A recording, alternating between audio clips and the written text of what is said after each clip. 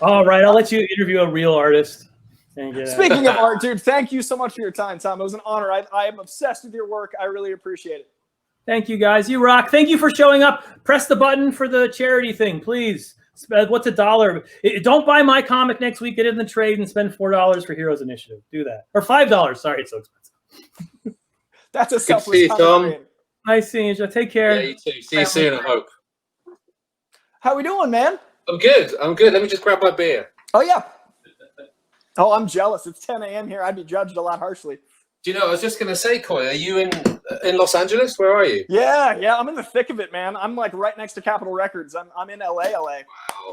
Yeah, okay. So it's been a crazy few months out here. I bet it has. Well, it's 6 p.m. over here, so cheers. I'm quite jealous of both your geography and the timing. So you've done an incredible amount of work for movies and comic books, and those are literally my two favorite things. What's it like doing pre-production on something that turns into something like Annihilation or Ex Machina that literally changes how people see the genre? Well, yeah. I mean, it's amazing. You know, the short answer is that there's something very particular about seeing something that you've drawn or something that you've imagined become, for want of a better word, real. You know, there's something really amazing about that transition. And I've been lucky enough to sort of work on a bunch of stuff where that's happened. The first time it happened actually was with the Losers movie, which was a comic that I did with Andy Diggle at Vertigo. My first DC work, and though it took a few years to kind of to get going, you know, the movie came out in 2010, and it wasn't so much seeing like concept work up on the screen, but seeing Chris Evans dressed as Jensen from the comic walk towards me, like looking exactly like one of my characters, and put his hand out to shake my hand was very surreal. It kind of, you know, when something that, you know, doing the job that we do, you know, we all do it basically solitary, and we're in our imaginations all the time, and to have something that was previously just in your imagination become a real thing is quite an amazing thing. And with with concept work as well, like you mentioned, Annihilation, Ex Machina, the Ex Machina particularly, seeing Ava for the first time, seeing the beautiful visual effects that Double Negative did to bring her to life, was it's a trip. It's unreal. It's you know, it's hard to sort of it's something that I've not experienced before, and I feel very lucky that I've been in a position where I've you know, it's happened a few times, you know. I feel like The Losers has found this great cult following now because of this surge of comic book movies. But I saw that in theaters. I own it on Blu-ray. I felt like The Losers was one of those underdog movies that the characters are underdogs, and then the movie has found the same thing the characters did. Like, oh, sure, I know this comic movie. Yeah. Well, and the cast. I mean, you know, what a cast. You know, like if you cast that movie with those guys now, you know, yeah, Idris Elba, Zoe Saldana, you know, Jeffrey Dean Morgan, and, you know, Chris Evans, Oscar Haneda, Columbus Short. I mean, yeah, you know, it was they were amazing, and we felt very lucky to have them. And you had Lost Boys Jason Patrick. I was as well. Yeah. Sorry, Jason. Didn't mean to. No. It's funny that movie is so star-studded that it's like an Avengers cast list of reading through everyone in it. And it's one of those movies I think people find the movie via the cast and then discover the comic. And I think it's really interesting. We live in an age where people are actually going to the comic store because of the theater. Have you experienced anyone talking to you at cons or anything like that have found your work through your movie work? Oh yeah, definitely. Yeah, and I mean certainly through The Losers. A bunch of people said they had never heard of the comic and picked it up because of the film, and they were surprised by how much more swearing and violence that there was in the comic, because you know, the movie was PG-13, and can we swear on this thing or no? I don't know. Me and Tom accidentally did, and now I'm well, do you know what? But perhaps we treat it like a PG-13 movie. We get one each. Where you're allowed one fuck, and there it is. That's it. We've done it. We're out. All right, we used it up. And on set when they were shooting The Losers, they were all the cast were they all seemed to get on really, really well. It was a blast being out there for a few days, and they all tried to use up that one allowance. Like they all said it at different times during different takes, during different scenes. See who got it. Yeah, and see who got it, and it was Idris Elba that kind of won, because they were only allowed that one time. But the comic is very sweary and very violent, and maybe if it was made now, kind of post Deadpool and post some of the R-rated stuff that we've seen, that's proved to still be successful, than The Losers might have been R-rated and a bit more, just a bit more kind of violent or whatever, which would be no bad thing. I think Andy writes brilliant violence in the best way, so it's like hard hitting and everything else. So what was the question? Oh yeah, people finding stuff. you. Yeah, and the same as well. It's always nice going to conventions, and it's always really nice actually for me when people know that I do the film stuff, because obviously when you're at conventions, you're more known for the comic work that you do, and comics are kind of the film work. I mean, I love films as much as comics, but the film work has almost come as a kind of I don't want to say happy accident, but I'm really pleased that my career was able to kind of take that in as well, and it all came from doing the comic work on The Losers, and Peter Berg, the original director, on his next film, he asked me to do some concept work, and which I enjoyed doing, and it's all just snowballed from there. So it's kind of nice at a convention if someone knows me for some of like you mentioned again, Annihilation, Ex Machina, some of Alex Garland's films, which I think are phenomenal, and I'm very proud to have had a part in them. So it's always nice when people kind of recognize that stuff as well. Yeah,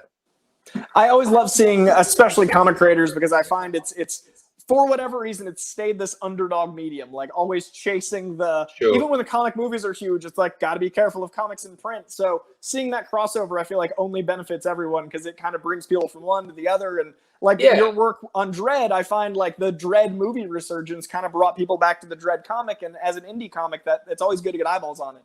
Yeah, 100%. Yeah, wasn't that movie great? I was. Oh God. Because the other thing when you work on the stuff, you don't. I mean, Alex is a very talented filmmaker. Frankly, I think we can all agree. So it was kind of no surprise that it was going to be good, but still, you don't know. You don't know what it's going to be like. And I remember seeing its kind of premiere was at San Diego Comic Con actually, and seeing it with the Comic Con crowd. There's a really good example actually of a comic film that stuck to its kind of R-rated kind of origins, and it was very violent and very kind of abrasive, and I think was all the better for it. It's kind of if it was like a PG-13, it wouldn't have been the same movie. Oh, it would not have been that movie. And I think that led to The Boys in a real way, especially with Karl Urban. I feel like that was a very oh, look what we can do over here. Yeah. I mean, it's amazing when, Hollywood seems to be like that. If something works, they just try and replicate it, and again, back when The Loser was being made, there were no R-rated comic book movies really that had kind of been successful. So that it was kind of toned down a little bit, but yeah, Dredd was not toned down. That was pretty pretty brutal. So when you're working on the page, you've got the actual blank complete freedom of not having a budgetary restriction of an R-rated movie or whatnot. Where do you start? Because your style is so big and bold, and there's this frenetic energy to it. Like, where do you start with a sketch? Do you start what's your style like? For comics, you mean, or for comic books? Yeah, for comics. I mean, it always starts with the script for me.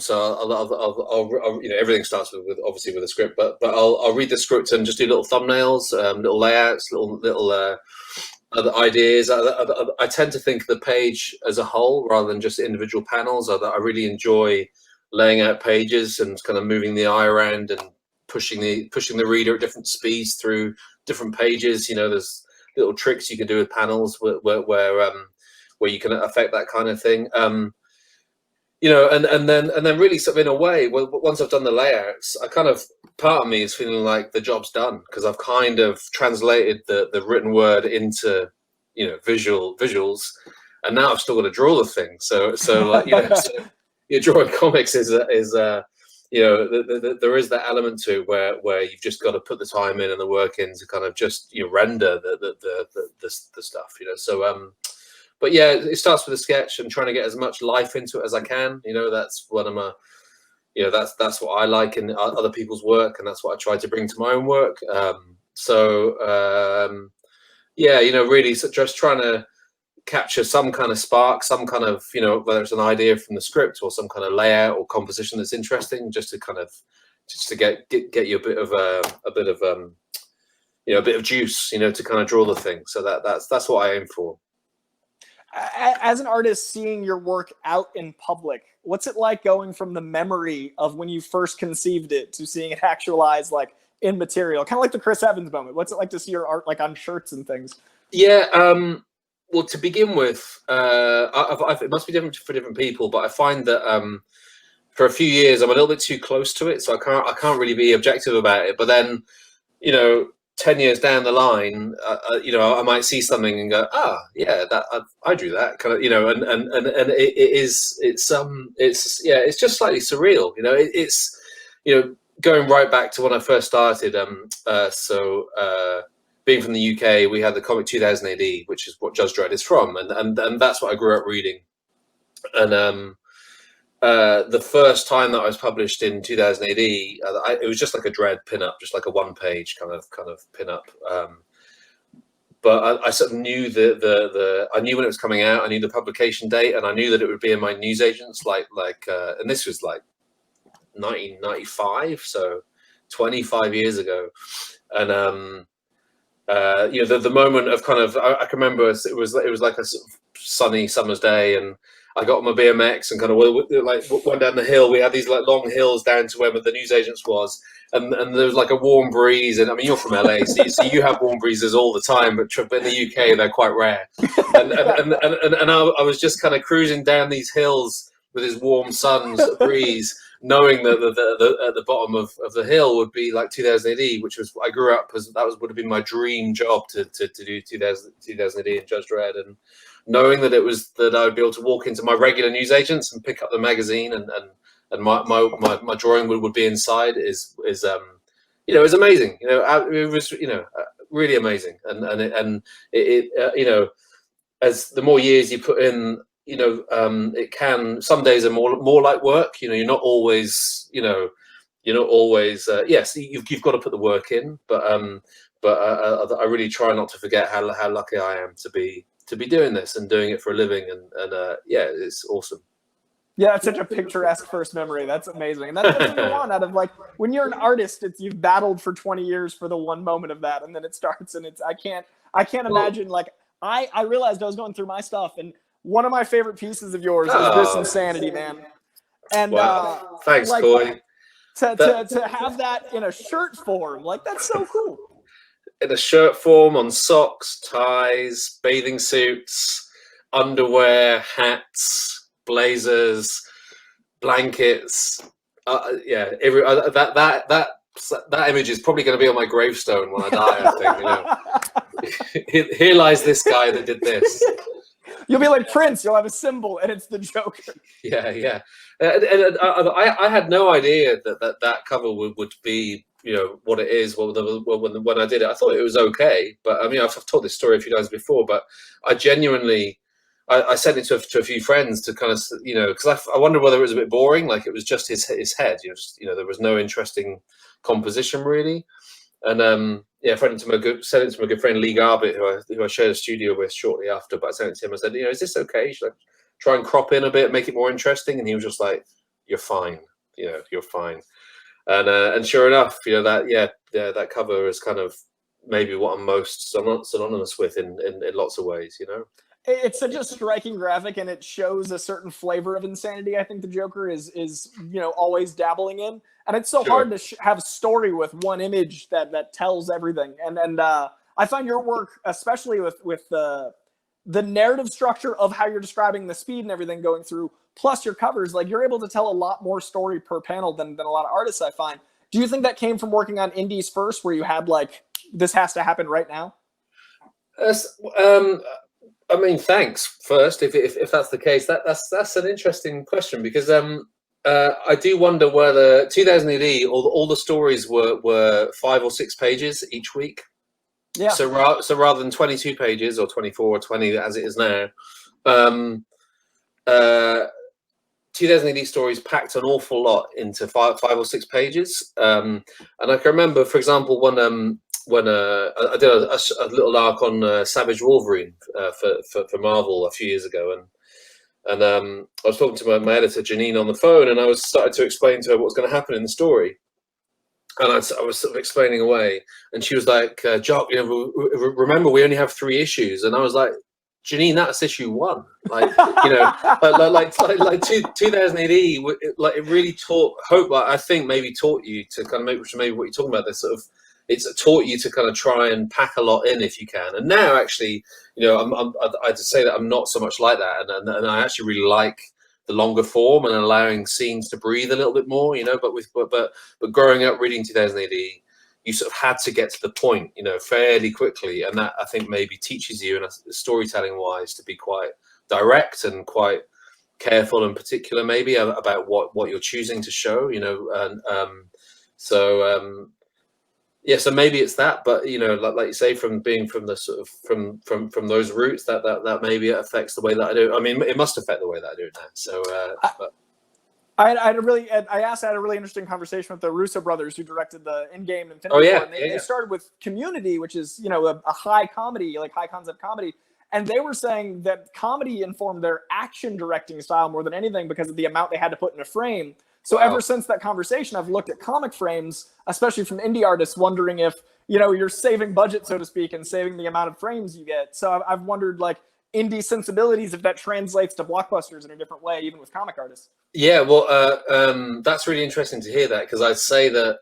a really good action scene should have an element of comedy to it, and whether it's funny or not is not really, that's not necessarily the point, but more the kind of sort of zest that you get from comedy, the kind of the sharpness that the good comedy should have, I think, applies to action, I think, 100%. Like, I mean, again, I mentioned that, and Andy Diggle, the way that he wrote action was just like, second to none, and he was really, really aware of those beats, those kind of rhythms and beats, which is what good comedy, comedy is timing. It's like, I would say that action is exactly the same, and it teaches you to be, dropping little clever moments and little kind of, bring it to life a little bit more, rather than just kind of like, here's a guy, he punches this guy, and then he probably punches another guy. When I first started doing DC covers, funnily enough, my editor at the time, and I love him, so this is not a diss at all, but it was like, the new month would come in, and I'd say, no, what do you want for this cover? And he'd be like, oh, well, this issue has like Black Mask in it. I was like, oh, okay, so any idea for the cover? And he'd just say, I mean, probably just Black Mask fighting Batman. Like every single cover was just like they just punch each other. Fighting blank. Yeah, just have them punching each other, and I was like, oh, okay. Well, I'm glad that comics have gone like, intellectual covers. Let's bring in the audience. Kim Petty just popped up and asked if you have any advice for artists trying to develop a unique style. I've been lucky that I've been able to sort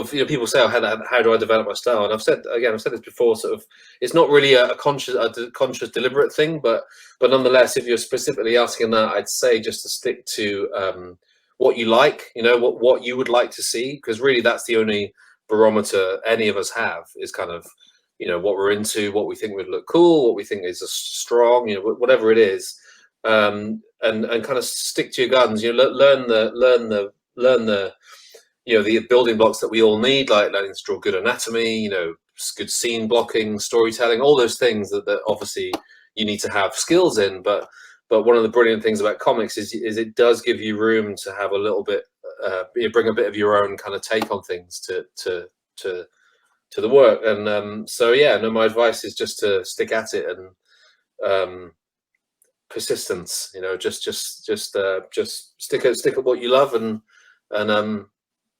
do it more and more, as much as you can. So that's a slightly vague answer, but you know what I mean. Persistence. Yeah, in the arts of persistence, it's all a marathon. If you want to do creative stuff, it's going to be a journey.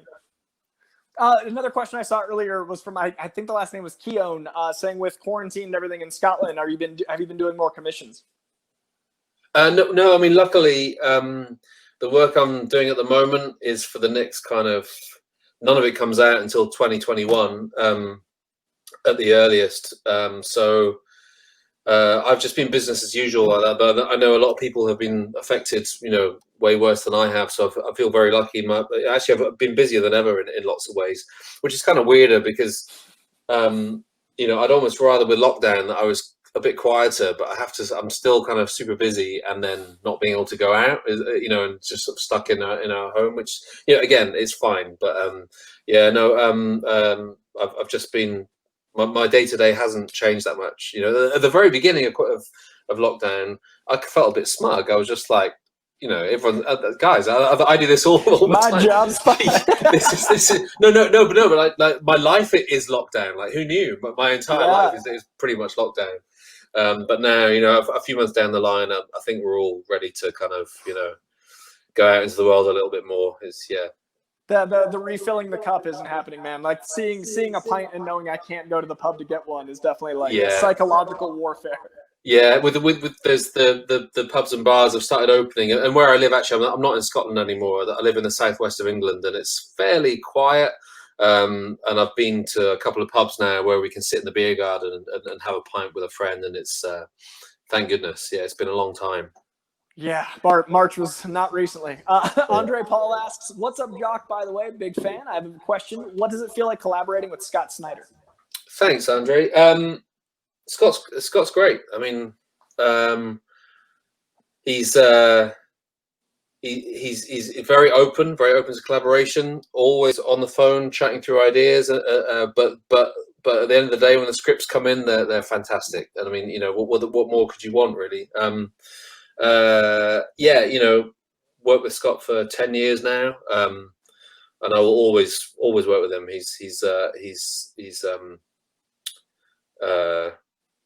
Well, I mean, what can you say? I've been very lucky working with great writers, and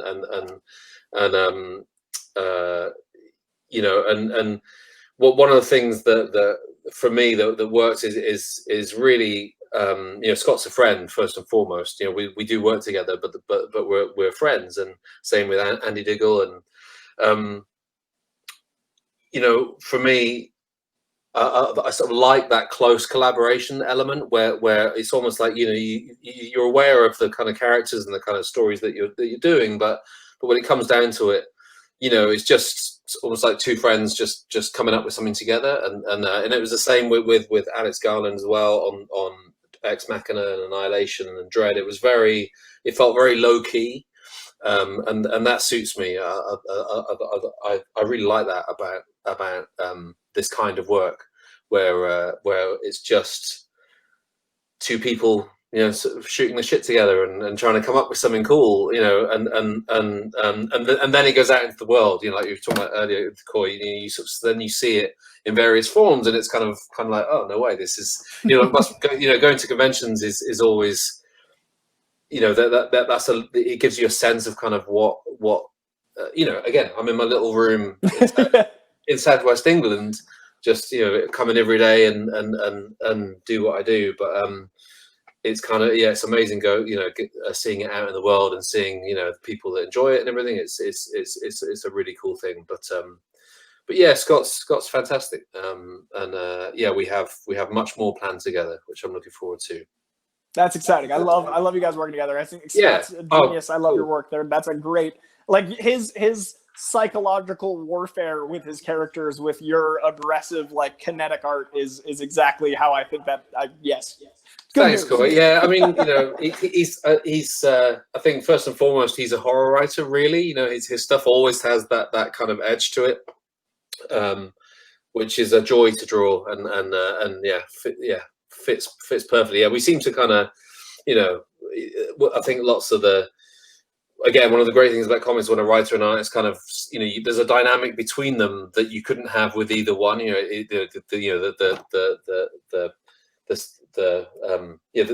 What's the phrase? Symbiosis. some of its parts. Synchronicity. Yeah, right. Yeah, One of those words. Yeah, you know, again, I've been lucky, like me and Andy, that we seem to sort of complement each other, and the way Scott writes. Yeah, people say they really enjoy the way that I illustrate his script. So I'm just, he's great. Adam West just asked, what was the comic book that inspired you to start drawing? What did you enjoy reading growing up? Is that actually Adam West? I don't know if we have the same Adam West, but I feel like there'd be some more dramatic pauses and expletives. Well, Adam, Mr. West. Yeah, it was 2000 AD over here in the UK. Which, first and foremost is known for Judge Dredd, but it was an anthology with sort of 5 or 6 stories each week. And, you know, I was always into drawing, but when I first saw 2000 AD when I was about maybe 13 or 14, I came to it a little bit later than a lot of people from my generation. But as soon as I saw 2000 AD, I wanted to draw comics, and now here we are. So, yeah. Are there any comic characters you haven't gotten to officially work on that you want to? I mean, I'm sure, like, you know, day-to-day con work, but are there any like runs you want to do? Again, I've been really lucky. You know, my first thing was Judge Dredd. That was my first work. There's the obvious ones, you know, Batman, Daredevil. I wanted to do. I've only done covers, but you know, I'd enjoy doing an interior on a Daredevil, but in general, I've kind of ticked all the boxes, you know, and you know, now, you know, it's a bit of a cliche, but you know, the create your own stuff is there's a different kind of reward that comes from that. It's very satisfying to see your own creation kind of you know, be embraced by people. But you know, Batman, I love drawing Batman. You may have noticed. You know, so I feel, you know, very lucky to have worked on. You know, again, it's I feel genuinely lucky that I've got to work on these, you know, historic kind of characters that are kind of imprinted on all of us, you know, to a degree. It's yeah, no, I mean, maybe the Punisher, maybe, but you know, I've kind of ticked the boxes. You know? That's great, man. That's a great problem to have to ponder. Yeah, exactly. Yeah.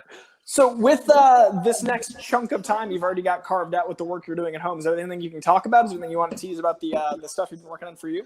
Yeah, I was thinking about this today. Actually, I was actually there's nothing I can kind of actually yeah. There's a couple of projects. So I'm doing more Witches with Scott, which I can talk about because that exists. And there's been some really exciting movement on the adaptation side of Witches, which both Scott and I are involved with, which is just kicking into gear, which is exciting. But aside from that, I'm doing a create your own project with a writer friend that we had set up doing together even before Witches started. So about 5 years ago, we talked about doing it, and I've had scripts from him for about 3 years or something. So I finally, thank goodness, found the time to draw some of that this year. And next year as well is all carved out with a project with for a licensed character rather than create your own, which I'm super excited about as well. So yeah, I kind of wish I could tell you about it, because I've drawn 5 issues of this create your own, so it's kind of what I'm doing right now. But it's not announced yet. It kind of gets announced, I think, in a couple of months. So. So we'll know now you were talking about it then. Exactly. Oh, that thing. It's this. Exactly. So cons have come up a lot, fittingly, in this awesome digital con. And Tom and I both kept going back to how much each con kind of inspires the next wave of year and all those things. This is an incredibly well-organized digital con. There's fans in here. There's all these conversations. I love that this can exist. What are some of your favorite con memories? What are some things that really stood out once you were in the comic industry? Oh wow! I think the first time I went to San Diego, like we there's many UK shows now, but when I was first sort of, you know, when I first started getting published, there was only one UK comic show in Bristol, and you know, and it was a great show and it was well attended and everything. But then when I first went to San Diego, I think maybe even issue 1 of The Losers was about to come out, so it was really early on. just the enormity of it really took me by surprise. And my first Vertigo panel, and for starters, there's Karen Berger at the end, who sort of like a legend, like as well as 2008, I grew up with Vertigo, and that was my kind of definitely a kind of an aspiration to work for Vertigo. And then suddenly there I was on this Vertigo panel. It was like Karen Berger and Azzarello and Neil Gaiman, and I think was Dave McKean even there. I don't know, maybe not, but all these huge names, and then it's suddenly like the mic comes to me, and it's like, well, okay, I guess it's me now. like this is massive room full of like 500 people, whereas normally in Bristol you're used to kind of doing a panel in some little offshoot conference room with about kind of like 12 people, so looking bored, waiting for the next panel, and suddenly it was like, okay, well, I guess this is it. And that was maybe the most sort of, maybe not culture shock, but it was kind of, it was a moment of like, okay, this is real. But then beyond that, honestly, I go to conventions to it's the chance that I get to hang out with friends, and peers and friends in the industry, and really my favorite moments are with folk that I've met through working on comics together and hanging out too late on the back steps of the Hyatt in San Diego, for example. They're the moments, really. It's amazing seeing the show. It's amazing, seeing the response and everything, and the panels and everything like that. I feel really lucky about that. But on a personal level, it's always it's a really cheesy answer, isn't it? But it's the people that it's the heart of comics, man. Yeah, right, exactly. Yeah, okay, that's fair enough. We're very lucky as an industry that we all seem to support each other. We're all into what each other's doing, unless everyone's lying to me. Everyone seems very nice. Don't tell Jock. Yeah, right. Yeah. But genuinely, that's one of my favorite things about the industry, and that it feels very, very personable, even though we get to work on this big stuff, which comes back to what I was talking about, just about the workflow as well. Like that's one of my favorite things about it, that it feels very personal, and yet it's kind of on a quite a big stage. I have to agree. There's something about comics that, even though they've stayed, the movies are huge, but the comic industry, no matter how big it gets, there's this incredible pulse to it. Every Comic-Con feels like a family reunion, and that's including this. Like this, I was so excited that this was happening this weekend, because I'm like, I need that taste. I need to know what that family feeling like. Yeah. I wonder whether because I've always thought comics are very personal. You go to movie theater and it's like a spectacle, but comics are, you're essentially one-to-one with the writer and artist, aren't you? When you're reading a comic, it's very close and very personal, and I wonder whether that's one of the reasons why it kind of attracts the kind of people that it does, is because there's a kind of there is a kind of closeness to it somehow. Well, I think there's a certain amount of exposed nerve to art in general, but when you're combining literature and art in such a way that you have to be vulnerable to experience the emotions in the comic book. And I feel like a lot of people that don't get comic books, like your Bill Maher's and those assholes, they just don't like understand what the medium is. They're like looking at it incorrectly because they're not available to it. So if you go to Comic-Con, it's the opposite. It's people dressed as their favorite things, embodying like heroism. So we don't need those people. But speaking of cons, this experience, this digital con, what's it been like being in solitude, working on your comic books that, like we were saying, it's similar in this profession, but has it changed your style or your outlook or anything in your art now that we're like 5 months in? I don't think it has, actually. I think the lockdown. Well, the lockdown in general, I think it's going to change us all in some ways, and it's definitely made me think about what's important, I think stuff like comics and movies and music is vital, to people's well-being and feeling good and inspired with life and all that good stuff that probably before we kind of took for granted, and we realize now that some stuff has been taken away, that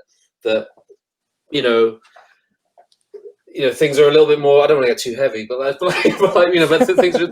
things are a bit more fragile, and things are, and these constructs that you build through life that kind of, get you through it. And I think lockdown's been a really sort of stark example of, if you take away a few of those things, suddenly we all feel a bit more exposed and a bit more fragile, or whatever it is, And I genuinely think that I think we all feel that, like, collectively, and all it's made me really think about is again, just that I'm lucky to be doing what I'm doing, and I hope that the work that I do with my friends, I remember feeling, being young and reading a comic and feeling that little spark of inspiration, like feeling like like just in that moment you could do anything or be anything. That's a really you know what I mean. That's a really lovely kind of, and it's literally inspiration. That's the feeling, and so if anything, it's just made me more sort of determined to try and do that well. To try and sort of put stuff out that's good, or always put my heart into it. Always try my best and all that sort of stuff. Because we're very lucky, and the world needs some. I feel like it needs some good stuff right now. And if I'm going to get too cheesy, that'll do. Well, on that note, what are you enjoying? Like, we talk about comic book creators all supporting each other. What have you been reading or watching or enjoying in all this chaos? Well, I've actually been this alludes to what I'm doing next. No secrets. I wasn't looking for. I'm anti-scoop. No spoilers. I've been enjoying a lot of classic books from one character in particularly, as research and inspiration for the way that I'm going to approach that book next year. That was a great Kevin Feige answer. That was a perfect Kevin Feige. Like, I don't know what's. So I'm one of the things I'm most excited about is that I'm writing and drawing something else next year, and I've been enjoying revisiting some of the classic stuff from that character. So let's just say that. Fair. I like it. I like that answer. Again, we'll know soon, and then go. Oh. I got issues 2319 says, fan since your early 2000 AD days. Any plans to revisit Dread in the near future? I did a cover this year, actually, during lockdown, funnily enough, for 2000 AD, and a Dread cover. But beyond that, nothing at the moment. But I will always happily draw Dread if I can and have time to do it. Always. I love the trajectory of Dread, like through your career, how he keeps popping up, whether it's art with 2000 AD or Alex Garland into movies. There's this this pulse of Dread exists. Well, I mean, the truth is, he's sort of my favorite comic character. He's certainly the one that has that sort of element of when I was growing up. That was my kind of dream. My dream ticket kind of thing. So then getting to work on the film as well was fantastic, and it didn't kind of pass me by. Kind of how you get those little moments in life where you're just like, how has this happened? My love of this thing, and now I'm getting to do this as well and have an actual effect on it is it was good. Every time I'm talking comics and and people are watching, I'm like, wait, I'm just talking about comic books. This is amazing. It's the dream. This has been an absolute pleasure, man. I want to wrap up here with you. Thank you so much for your time. I want to tell people, Coy. Mainframe Comic Con, all the dollars go towards the Hero Initiative for charity.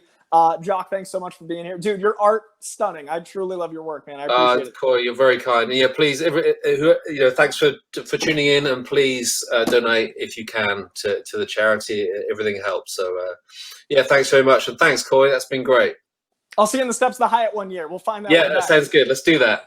All right. Have a good one, man. Cheers.